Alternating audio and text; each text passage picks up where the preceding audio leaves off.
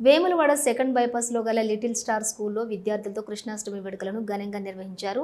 విద్యార్థులు కన్నయ్య గోపికమ్మ వేషధారణలో చేసిన నృత్యాలు ఆకర్షణగా నిలిచాయి. అలాగే విద్యార్థులు హరే రామ హరే కృష్ణ భజనలు చేశారు.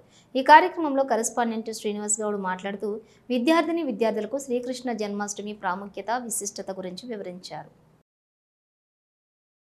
హరే కృష్ణ హరే కృష్ణ కృష్ణ కృష్ణ హరే హరే హరే కృష్ణ.